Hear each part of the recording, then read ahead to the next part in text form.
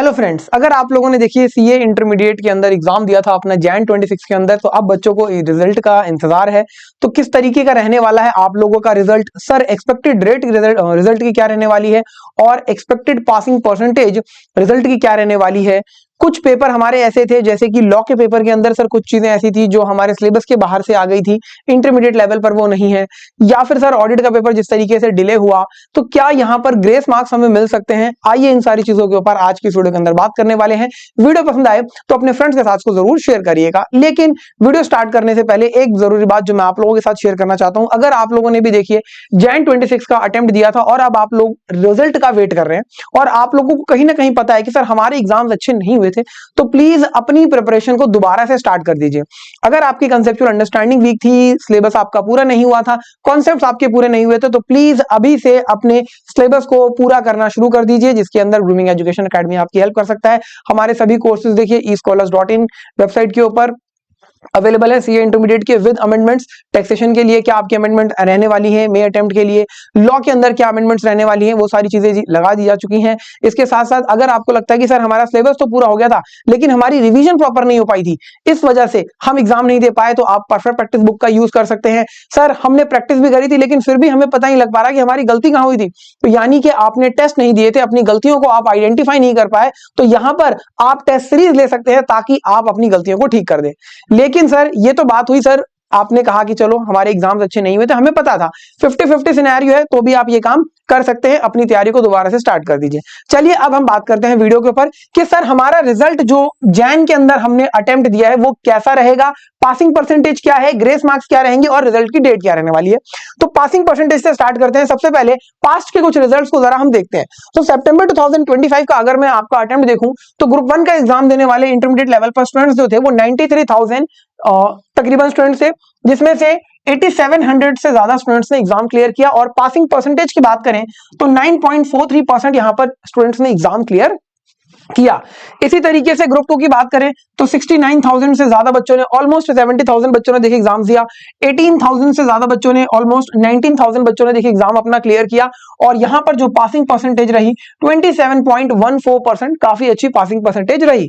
Both group की बात करें तो यहां पर तकरीबन 10% की पासिंग परसेंटेज के साथ 3600 से ज्यादा बच्चों ने एग्जाम क्लियर किया, जो कि 36,000 से ज्यादा बच्चों ने एग्जाम दिया था। इसी तरीके से अगर मैं बात करूं आपके एक और अटेम्प्ट की मई 2025 की, तो यहां पर देखिए 97,000 स्टूडेंट्स ने एग्जाम दिया, 14,000 स्टूडेंट्स ने एग्जाम क्लियर किया 14.67% से। ग्रुप 2 की बात करें तो 72,000 स्टूडेंट्स ने एग्जाम दिया, 15,500 स्टूडेंट्स ने देखिए एग्जाम क्लियर किया ऑलमोस्ट, और 21.51% का पासिंग परसेंटेज रहा ग्रुप 2 का। बोथ ग्रुप की बात करें 38,000 बच्चों ने देखिए एग्जाम दिया, 5,028 बच्चों ने एग्जाम क्लियर किया और 13.22% यहां पर पासिंग परसेंटेज रहा। सर ग्रुप 2 का पासिंग परसेंटेज ग्रुप 1 से हमें ज्यादा दिख रहा है, इसका मतलब क्या ग्रुप 2 आसान है? नहीं, ग्रुप 2 आसान नहीं है। यहां पर बच्चों को ग्रुप 1 देने के बाद ये समझ में आ जाती है कि पढ़ाई कैसे करनी है, प्रिपरेशन कैसे करनी है, टेस्ट कैसे देने हैं, तो वो ग्रुप 2 के अंदर सीरियसली होकर उन सारी चीजों को करते हैं और आसानी से एग्जाम क्लियर कर लेते हैं।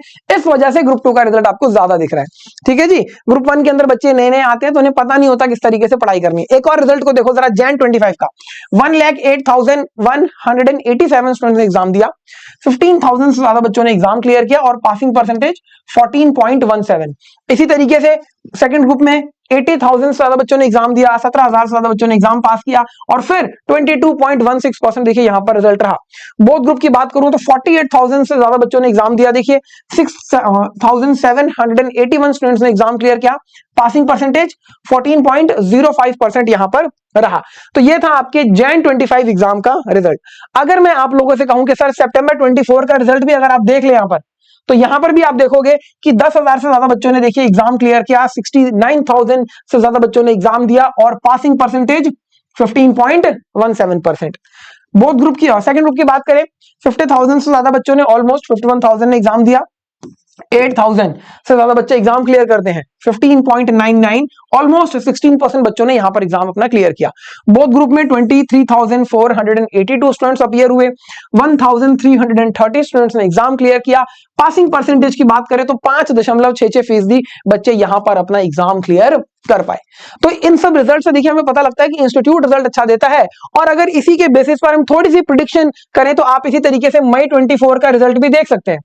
ग्रुप 1 का देखिए 27.15, ग्रुप 2 का 18.28 और बोथ ग्रुप का 18.42% रिजल्ट यहां पर भी था।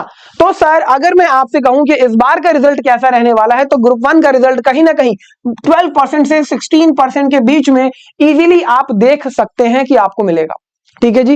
बात करें अगर सर ग्रुप 2 की, तो 18 से 20% के बीच में आपको ग्रुप 2 का रिजल्ट भी देखने को कहीं ना कहीं मिल सकता है। और बोथ ग्रुप की केस की मैं बात करूं तो 10% से लेकर 12% के बीच में हमें हमारा बोथ ग्रुप का रिजल्ट जो है वो देखने को मिल सकता है। ये एक प्रेडिक्शन है जो कि रह सकती है आपके इस अटेम्प्ट के रिजल्ट की। अगर आपको लगता है कि एग्जाम अच्छे नहीं हुए, तो मैंने स्टार्टिंग में ही कहा था, प्लीज अपनी प्रिपरेशन अभी से स्टार्ट कर देना। बच्चे अक्सर ये गलती करते हैं कि सर रिजल्ट का वेट करते रहते हैं कि सर नहीं रिजल्ट आएगा उसके बाद ही हमें समझ में आएगा कैसे करना है। नहीं सर, बहुत बड़ी गलती है। कम से कम 4 आवर्स की स्टडी तो हर एक सीए स्टूडेंट को जरूर करनी चाहिए डेली बेसिस पर, चाहे वो एग्जाम के बाद की बात क्यों ना हो। ठीक है जी, इस चीज का ध्यान रखेंगे तो आप ये करेंगे। टेस्ट सीरीज आप ले सकते हैं, परफेक्ट प्रैक्टिस बुक आप ले सकते हैं प्रैक्टिस करने के लिए। आपकी रिक्वायरमेंट क्या है उसके हिसाब से आप चीजें देख सकते हैं। तो ये तो बात हो गई सर पासिंग परसेंटेज की। अब एक बहुत जरूरी बात वो ये कि सर रिजल्ट कब आ सकता है। तो रिजल्ट जो है आपका मार्च के अंदर 3rd वीक में आपको देखने को मिल सकता है। और 3rd वीक में ही मैं आपको बता दूं, एंड ऑफ द वीक आपको आपका रिजल्ट देखने को मिल जाएगा। मतलब आफ्टर 15 मार्च आपको आपका रिजल्ट 3rd वीक में देखने को मिल सकता है, मार्च 2026 में। बहुत ज्यादा इंपॉर्टेंट बात है ये। ठीक है जी, तो रिजल्ट आने में अभी टाइम है, 1 महीना है तकरीबन। तो प्लीज इस 1 महीने का बेस्ट यूटिलाइजेशन करिए। इसके बाद एक और बहुत बड़ा क्वेश्चन है जो बच्चे अक्सर हमारे से पूछ रहे हैं बार बार, जिसके ऊपर देखिए चीजें आ रही हैं, वो है सर हमारे ग्रेस मार्क्स की।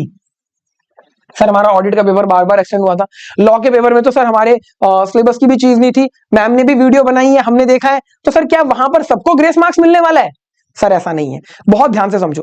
देखिए अगर किसी क्वेश्चन के अंदर गलती है, जैसे कि एफएम के पेपर में बच्चे ने कुछ कहा, लॉ के पेपर में कुछ कहा, ठीक है जी, ऑडिट का पेपर आपका देखिए बार बार एक्सटेंड हुआ, तो आपके उस क्वेश्चन में ग्रेस मार्क्स आपको तभी मिलेंगे अगर वो क्वेश्चन आपने अटेम्प्ट किया है। अगर सपोज किसी क्वेश्चन के, मैं कह रहा हूं सपोज हाइपोथेटिकली मानते हैं क्वेश्चन सेकंड के बी पार्ट में कुछ गलती है और ये पार्ट 5 मार्क्स का था, और आप लोगों ने क्वेश्चन 2 अपना चॉइस में रखा, इस क्वेश्चन को अटेम्प्ट ही नहीं किया, तो क्या जिन स्टूडेंट्स ने क्वेश्चन नंबर 2 अटेम्प्ट नहीं किया उनको ग्रेस मार्क्स दे देगा इंस्टीट्यूट? नहीं सर, बिल्कुल भी नहीं देगा। जिन बच्चों ने क्वेश्चन नंबर 2 का बी पार्ट अटेम्प्ट किया है उन्हीं बच्चों को ग्रेस मार्क्स मिलेगी। ठीक है जी, तो सर जिस क्वेश्चन में गलती है, अगर उस क्वेश्चन को आपने अटेम्प्ट किया है और उसमें वाकई गलती है, तो इंस्टीट्यूट आपको वहां पर ग्रेस मार्क्स जरूर देगा। अब सर बात करते हैं ओवरऑल ग्रेस की। क्या हर एक बच्चे को ग्रेस मिलती है? ध्यान से सुनना। देखो ग्रेस 2 ही सिचुएशन में मिल सकती है। पहली सिचुएशन ये कि आपका एग्रीगेट 150 से ऊपर है और किसी एक आधे पेपर के अंदर इंडिविजुअल जो हमें एग्रीगेट बेसिस पर 40 मार्क्स चाहिए होते हैं वो हमारे कम है 2-3 नंबर से, और एग्रीगेट 150 से ज्यादा है तो आपको इंस्टीट्यूट 2-3 नंबर की ग्रेस वहां पर दे सकता है। या फिर आपके हर एक पेपर में जो 40 प्लस है वो बन रहे हैं, लेकिन एग्रीगेट आपका 150 का नहीं बन रहा है, 2-3 नंबर शॉर्ट है, तो वहां पर चांसेस बनते हैं कि ग्रेस मिले। लेकिन यह भी जरूरी नहीं है कि यह ग्रेस हर बच्चे को मिले। किसको मिलेगा किसको नहीं मिलेगा ये इंस्टीट्यूट के ऊपर है, उनकी पूरी डिस्क्रिप्शनरी पावर है। हम इसमें ये नहीं कह सकते सर हमें क्यों नहीं दी। ठीक है जी, तो ग्रेस मिलना सबको मिलेगा सबको नहीं मिलेगा ये चीज जरूरी नहीं है, इंस्टीट्यूट के ऊपर है। किन सिचुएशन में मिलता है ये मैंने आपको बता दिया। तो कुछ जो क्वेश्चंस आप लोगों के मन में आ रहे थे कि सर हमारी एक्सपेक्टेड पासिंग परसेंटेज क्या रह सकती है, हमारा रिजल्ट कब तक आ सकता है, ये क्वेश्चंस हमें मन में बहुत ज्यादा डरा रहे थे, वो मैंने आपको देखिए बता दिए हैं। अभी रिजल्ट आने में थोड़ा टाइम है, तो प्लीज अपनी प्रिपरेशन जरूर स्टार्ट कर दीजिएगा। और अगर किसी ने अपनी आईटी ट्रेनिंग ओरिएंटेशन प्रोग्राम वो नहीं किया है तो आप उन्हें भी कंप्लीट कर सकते हैं। तो मिलेंगे नेक्स्ट वीडियो के अंदर, तब तक के लिए थैंक यू सो मच।